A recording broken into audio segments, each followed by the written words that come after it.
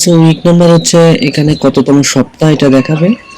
তো সপ্তাহ দেখানোর সময় এটা আইএসও উইক নাম্বারিং এর একটা সিস্টেম আছে, সেই সিস্টেম অনুযায়ী কততম উইক পড়ে শুধুমাত্র সেটা দেখায়।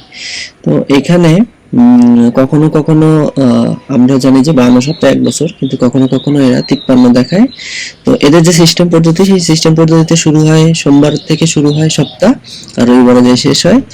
আর কোনো বছরের যদি জানুয়ারি 4 তারিখ বৃহস্পতিবারের ভিতরে যদি না পড়ে, যেমন আমরা একটা যদি ডেট লিখি তাহলে এই জিনিসটা বুঝতে আরো সুবিধা হবে। একটা ডেট আমি লিখলাম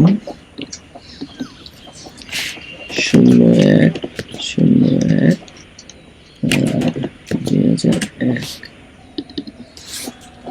এটা আমি দেখতেছি মন্ডে।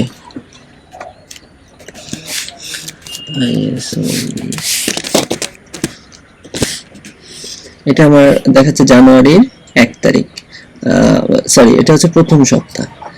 আমরা এটা এখানে একটা কাজ করি, এটা হলো ডেট এন্ড উইক। আমরা আরেকটা নেই, সেটা নেই 2000 কত থেকে 2010 দিই আমি এখানে আমি দিলাম 10।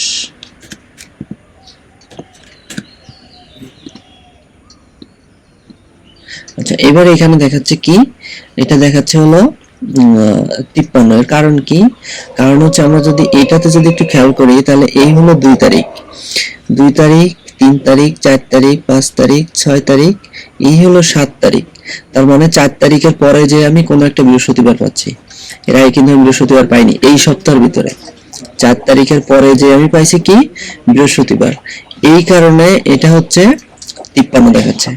আবার আমি আরো একটা ডেট লিখি, তাহলে এই ডেটটার ভিতরে এই ডেটটার ভিতরে পার্থক্য কি? আমি যদি এই সোমবার থেকে শুরু করি, সোমবারের ভিতরে 1 তারিখ, সেখান থেকে এই হচ্ছে আমার একটা সপ্তাহ শেষ হচ্ছে, এর ভিতরে কিন্তু আমি রবিবার পেয়ে গেছি, সরি বৃহস্পতিবার পেয়ে গেছি 4 তারিখে। তাহলে এটা আমার নরমাল একটা উইকের মতো শুরু হয়েছে, কিন্তু এটা একটু ভিন্ন ধরনের ভাবে শুরু হওয়ার কারণে এটা তখন হয়েছে 1 তারিখটা হয়ে গেল আমার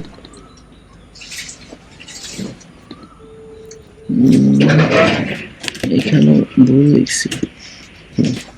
এটা তখন আমার 1 তারিখ হয়েছে, কোনটা 1 তারিখ হচ্ছে এই হলো বৃহস্পতিবার, এই হচ্ছে ইমিডিয়েট শেষ হয়েছে, এটা হচ্ছে বৃহস্পতিবার।